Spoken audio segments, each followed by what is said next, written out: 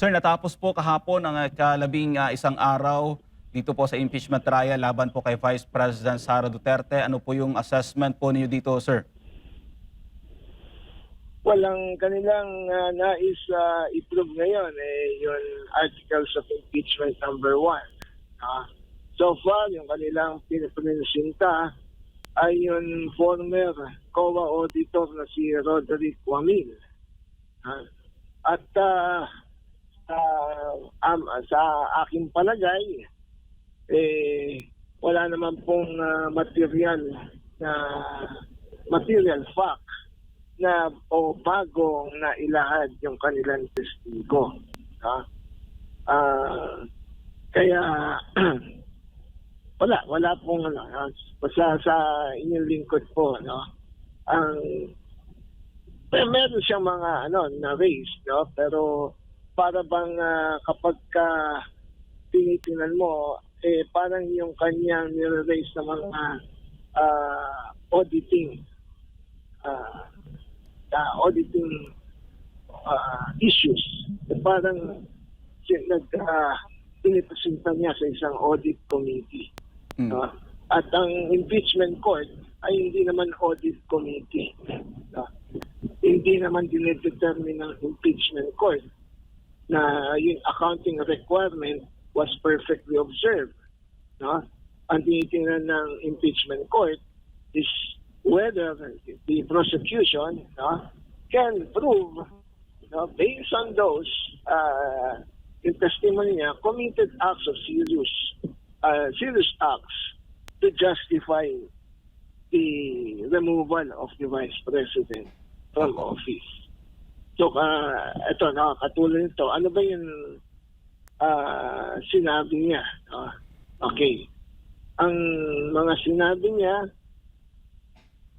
ay anchored dun sa kanilang Joint Circular 2015-01. Yung doon sila nag-a-anchor dun sa nila, sa yung testimony ng witness nila. So, dapat ang prosecution establish ano ba yung proper benchmark sa auditing ng national security related confidential operation. Bakit nakatuon lang dun kay VP Sara? Bakit wala siyang comparison dun sa ibang audit practices, special sa liquidation, applied to other agencies with confidential funds like ISAP, NICA, the AFP, or the PNP intelligence offices. Dapat, kung ano yung pag-audit nila dito sa mga opisina to, ganun din sa Office of the Vice President. Pero wala siyang ganun testimony. So how can the witness say na there is irregularity o meron din sa auditing, pag-audit ng kanyang kay Vice President kung hindi niya na-establish muna yung benchmark na okay, pagdating sa confidential fund, kung ito yung ginamit namin sa lahat ng ahensya na may confidential funds, including the Office of the President. Pero wala siyang ganon. Naging issue po kamakailan, ito nga pong naging pahayag ng Bacoor City na nagre-remind sa kanilang mga residente or sa mga lahat, mga motorista na papasok po sa kanilang lungsod na maaari daw magkumpiska sila, yung kanilang mga traffic enforcer, hindi taga-LTO, ng mga lisensya. Ano pong patakaran po, attorney, ang dapat masunod ukol dito? Okay. Kinakailangan ay meron mag-challenge ng validity ng ordinansa ng City of Bacoor. Dahil hanggat hindi sina-challenge yan, presume valid sila, yung ordinansa nila, at paloob nga doon, yung pagkumpiska ng lisensya. Kung hindi babawiin naman ng mayor nila yan, ng legislative na kanilang legislative body na ma-repeal yan, talagang i-implement yan ng kanilang mga enforcers. Kasi presume valid nga yan dahil ipinasa nila. Pero yung presumption na yon, hindi naman conclusive. No? Ibig sabihin, pwede i-challenge yun. At ano naman ang ground to challenge? Una, ang naniniwala po ang LCSP na tama po ang LTO. Ang LTO lamang po at ang kanilang mga deputized officials ang maaring magkumpiska ng lisensya. Dahil sila ang issuing agency at meron po batas dyan. No? Malinaw yung nakasaad sa batas na ang LTO lamang yung maaring magkumpiska. Republic Act 4136, no? Land Transportation Traffic Code of the Philippines. At hindi lang po 'yon ang tungkol sa sa kaso ng MMDA versus Viron Transportation, sinabi ng Korte Suprema, no? Although ito nga po yung isa sa sinasabi ng Bacoor na hindi, pang Metro Manila yan. Pero himayin natin yung sinabi ng Korte Suprema. Ang sabi ng Korte Suprema na sa buong Metro Manila, MMDA ang bahala sa trapiko. And therefore, the local government units in Metro Manila has to give way to that uniform traffic framework ng MMDA. So, pero doon, meron po na sinabi na ang LTO naman, ang LTO, pagdating sa pagkumpiska ng lisensya, walang statutory power ang mga LGU to confiscate driver's license.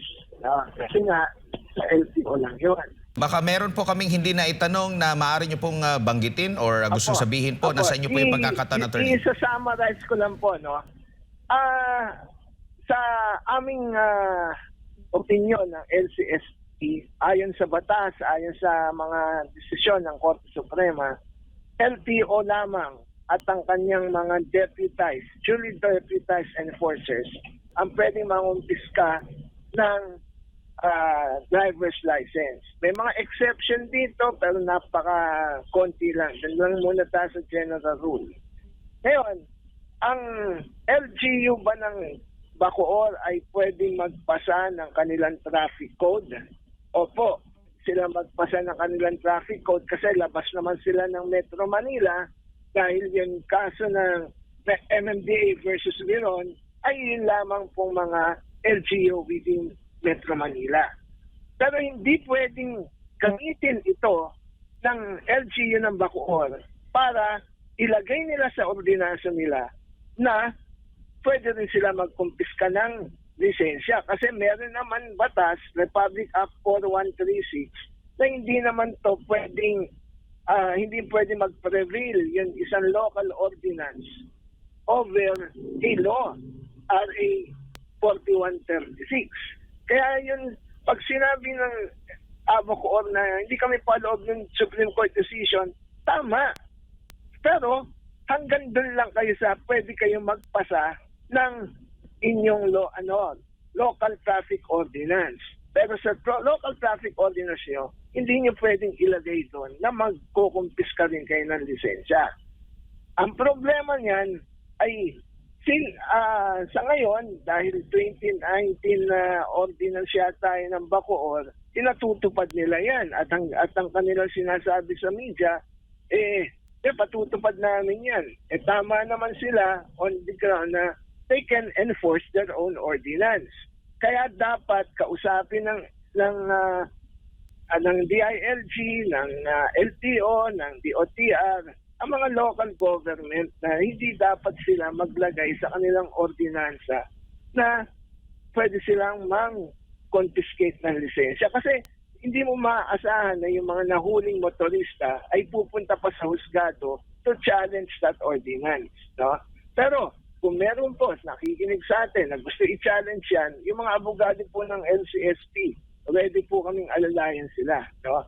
Pero sana, para pangkalahatan po ang magiging solusyon, makausap yung City of Bacoor at i-repeal nila yung provision na yon sa kanilang traffic code, which is the confiscation of driver's license, unless duly deputize sila ng LTO.